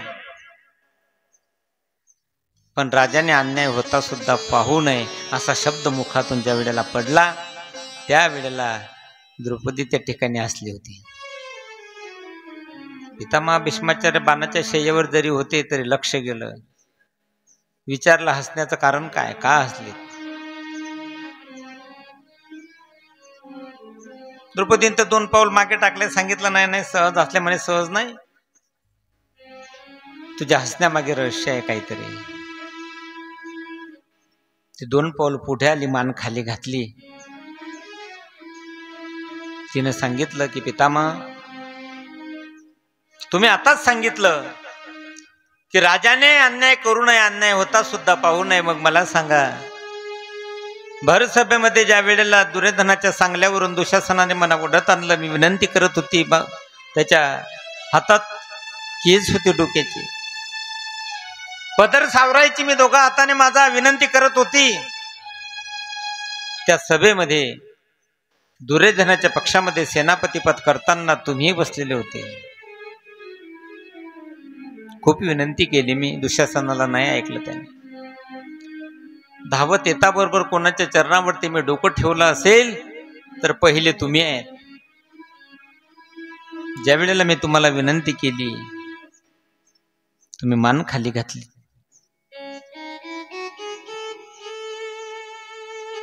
मग मला सांगा, बरं सभेमध्ये माझ्यावर तो अन्याय होत होता, तो अन्याय तुम्ही उघड्या डोळ्यांनी पाहिला आणि आज धर्मराजाला तुम्ही सांगत आहे की राजाने अन्याय करू नये, अन्याय होता सुद्धा पाहू नये. मग त्याही वेळेला तुमच्याकडे सेनापती पद होतं. कदाचित तुम्ही इशारा केला असता, तुमच्या एका इशाऱ्यावर माझी सुटका झाली असती, पण तुम्ही मान खाली घातली. माझ्यावर होणारा अन्याय उघड्या डोळ्यांनी तुम्ही पाहत राहिले. काय कारण आहे?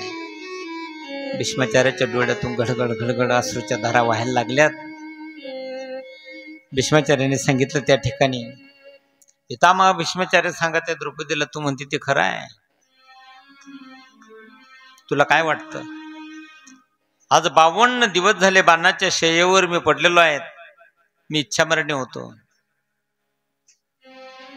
ज्या दिवशी अर्जुनाने माझ्यावर बाणांचा वर्षाव केला पाहिजे तर पहिल्याच बाणामध्ये मृत्यूला कवटाळलं असतं मी. कारण काय? त्या दुर्योधनाच्या घरचं मी अन्न खाल्लं होतं आणि त्याच्या घरचं खाल्लेल्या अन्नाचं रक्त माझ्या शरीरामध्ये होतं.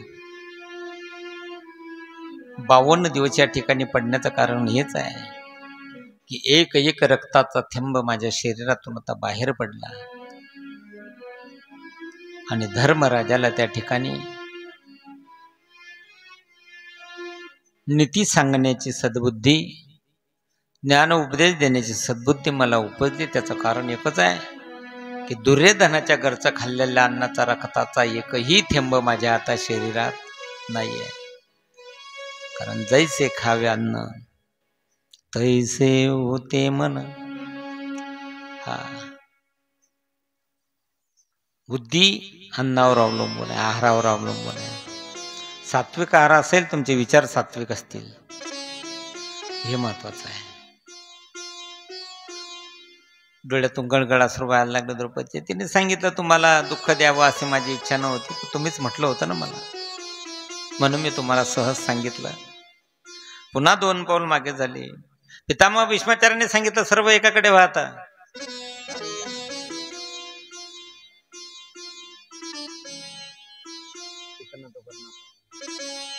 आणि विनंती केली कृष्णाला, बस आता शेवटची माझी इच्छा आहे.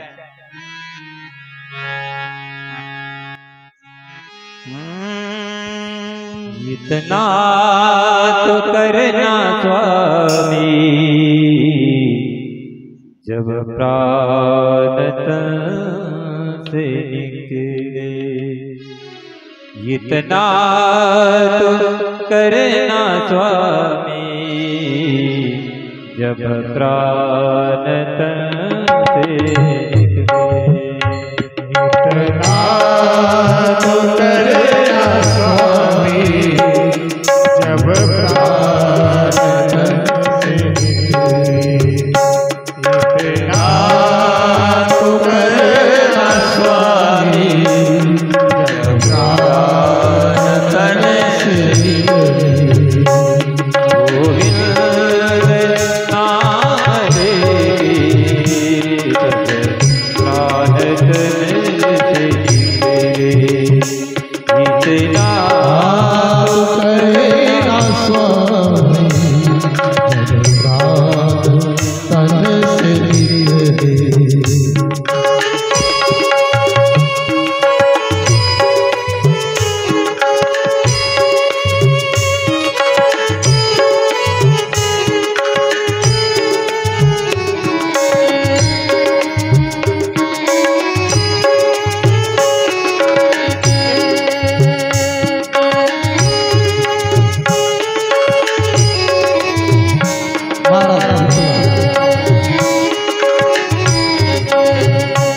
श्री गंगा जी का तट हो, यमुना का बंसी बट हो, मेरा सावरा निकट हो, जब प्राण तन से निकले.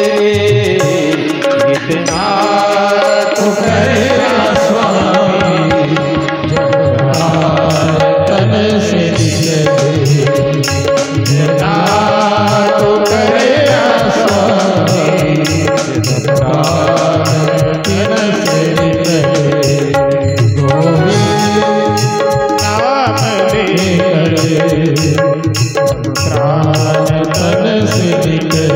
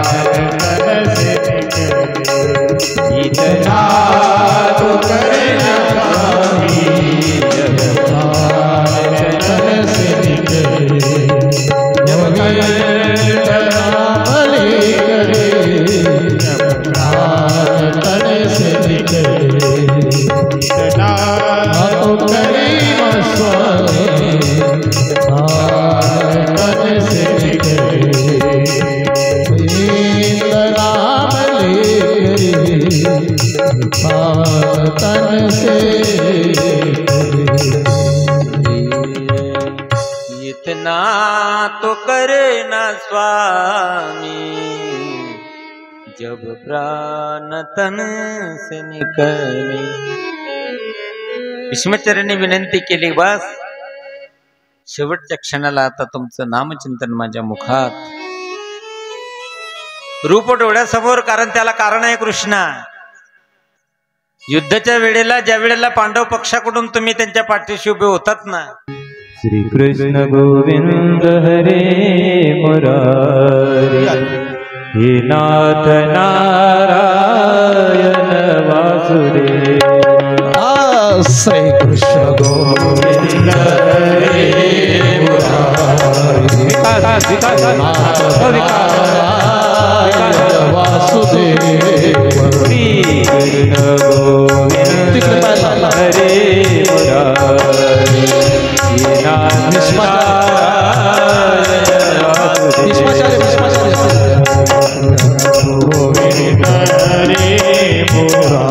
मुरारी नाथ नारायण वासुदेव श्री कृष्ण गोविंद हरे मुरारी हे नाथ नारायण वासुदेव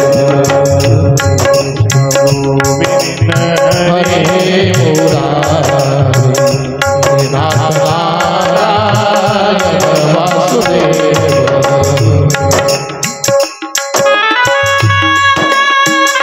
जय हो।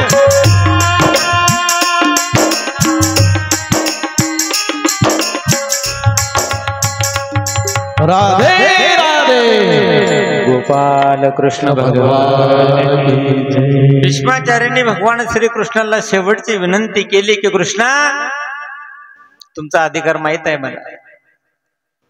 ज्या वेळेला कुरुक्षेत्रावरती पांडवांच्या पक्षाकडून तुम्ही होतात, युद्धाचा 4था दिवस होता सुरू करू आणि 4थ्या दिवशी ज्या वेळेला दुर्योधनाने युद्ध संपल्यानंतर मला सांगितलं की पितामह तुम्ही आमच्याकडे फक्त शरीराने मनाने पांडवांकडे, त्यावेळेला मी प्रतिज्ञा केली होती की उद्याचा सूर्य अस्ताला जाण्याच्या अगोदर ही पृथ्वी निष्पांडवी करेल, अन्यथा देवाला हातात शस्त्र घ्यायला लावेल. कृष्ण तुमचीही प्रतिज्ञा होती. तुम्ही सांगितलं होतं दुर्योधनाला, अर्जुनालाही सांगितलं होतं की हिताच्या 4 गोष्टी मी करेल, हातात शस्त्र घेणार नाहीत. 5व्या दिवसाच्या युद्धाला ज्या वेळेला सुरुवात झाली, अर्जुनाच्या रथाच्या समोर माझा रथ मी आणलेला आहे. बाणामागे बाण सोडण्याचा मी प्रयत्न केला. त्यावेळेला अर्जुनाने तुला आवाज दिला, हे तुम्हालाही कळलं आणि हेही कळत होतं तुम्हाला की माझ्या बाणाच्या समोर अर्जुनाचा टिकाव लागत नाही. पण माझी प्रतिज्ञा होती पृथ्वी निष्पांडवी करेल, नाही तर देवाला शस्त्र घ्यावं लागेल. अर्जुनाच्या रक्षणासाठी रथातून तुम्ही खाली उडी घेतलीत. भीष्माचार्य सांगत आहेत, हातामध्ये रथाचं चाक घेतलं आणि सुदर्शन चक्रासारखं भीष्माचार्याच्या अंगावर, माझ्या अंगावरती तुम्ही धावून आले.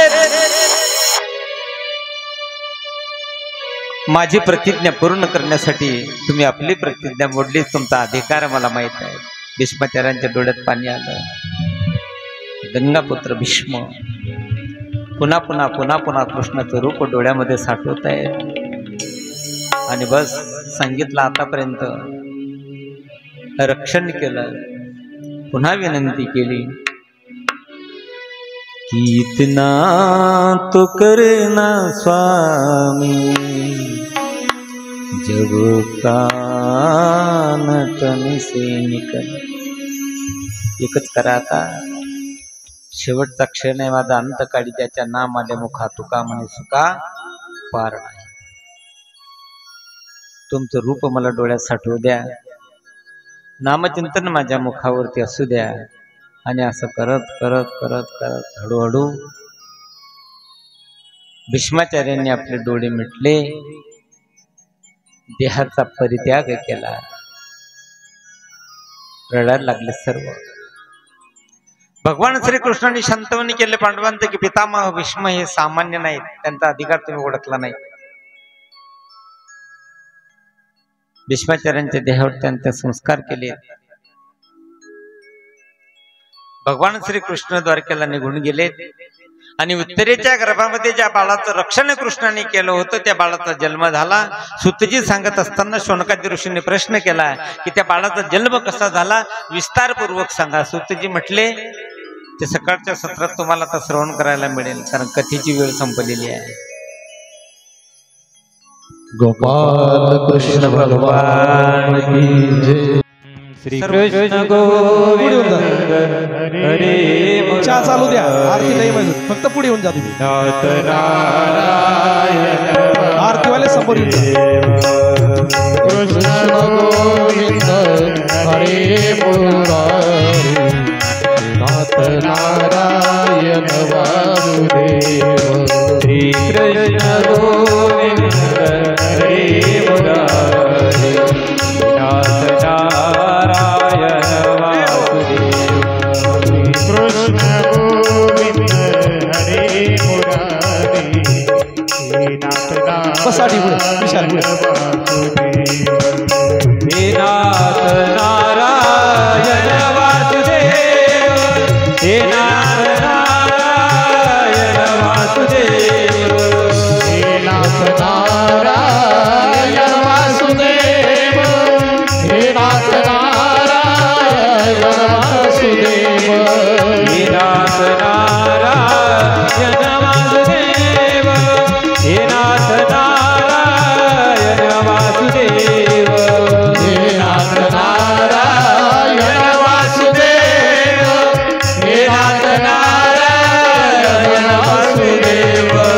कृष्ण गोविंद हरे मुरारी. हे नाथ नारायण वासुदेव. श्री कृष्ण गोविंद हरे मुरारी हे नाथ नारायण वासुदेव. श्री कृष्ण गोविंद हरे मुरारी. हे नाथ नारायण वासुदेव. श्री कृष्ण गोविंद हरे मुरारी हे नाथ नारायण वासुदेव. श्री कृष्ण गोविंद हरे मुरारी हे नाथ नारायण वासुदेव. हे नाथ नारायण वासुदेव. हे नाथ नारायण वासुदेव. सुख करता दुख हरता वार्ता विघ्नाची हो वार्ता विघ्नाची. पूर्वी पूर्वी प्रेम कृपा जयाची सर्वांगी सुंदर उठशे दुराची हो उठशे दुराची. कंठी जळके माळ मुक्ता प्ररासी. जय देव जय मंगल मूर्ती. दर्शन मात्रे मन कामना मूर्ती. जय देव जय मंगल मूर्ती. श्री मंगल मूर्ती. दर्शन मात्रे मन कामना मूर्ती. जय देव जय मंगल मूर्ती.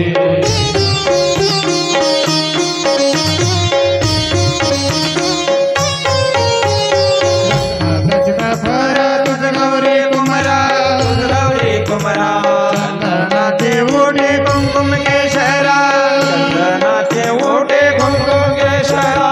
हिरे जडिता मुकुट शोभतो बरा. शोभतो बरा. रुणधुन तेने पुरे रुणधुन तेने पुरे चरणी घाघरिया. जय देव जय मंगल मूर्ती हो श्रीराज मूर्ती. दर्शन मात्रे मन कामना मूर्ती. जय देव जय मंगल मूर्ती.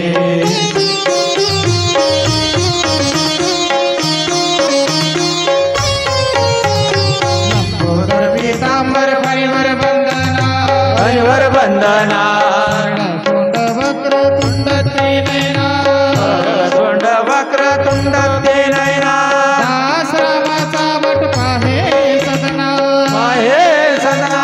संकष्टी पावावे निर्वाणी रक्षावे सुरवर वंदना. जय देव जय मंगल मूर्ती हो श्रीराज मूर्ती. दर्शन मात्रे मन कामना मूर्ती. जय देव जय मंगल मूर्ती.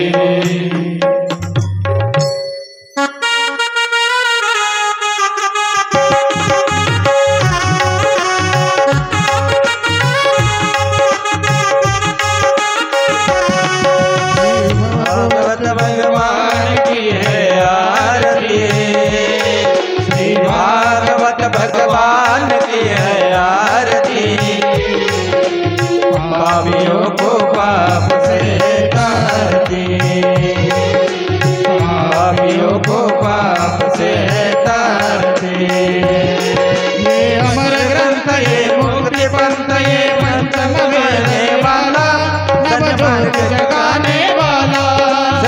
खाने वाला नवज्योति जगाने वाला ओ नवज्योत जगाने वाला हरि राम यही हरि राम यही हरि राम ये हरि राम ये जगमंगल की आरती पापियों को पाप से आरती भागवत भगवान की है आरती पापियों को पाप से है तारती जय हो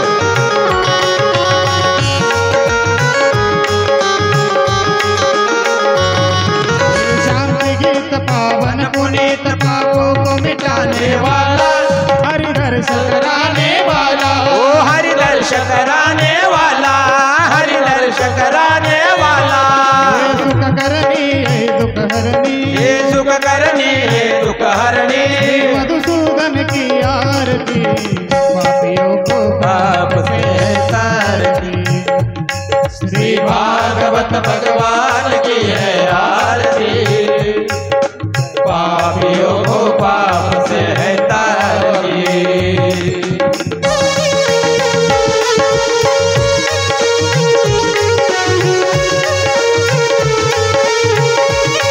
ये मधुर बोल जगबंद खोल सन्मार्ग दिखाने वाला बिगड़ी को बनाने वाला बिगड़ी को बनाने वाला बिगड़ी को बनाने वाला श्री राम यही घनश्याम यही हे राम यही घनश्याम यही की महिमा की आरती पापियों को पाप से है तारती श्री भागवत भगवान की है आरती पापियों को पाप से है तारती पापियों को पाप से है तारती पापियों को पाप से है तारती कर्पूर गौरम करुणावतारं संसारसारं भुजगेन्द्रहारं सदा वसन्तं हृदयारविन्दे भवं भवामि सहितं नमामि साङ्गनवदीन चरणतुल्यानपायिनृपतुले प्रेमे हरिङ्गरानन्दपूजनभाव्यवाणि नमः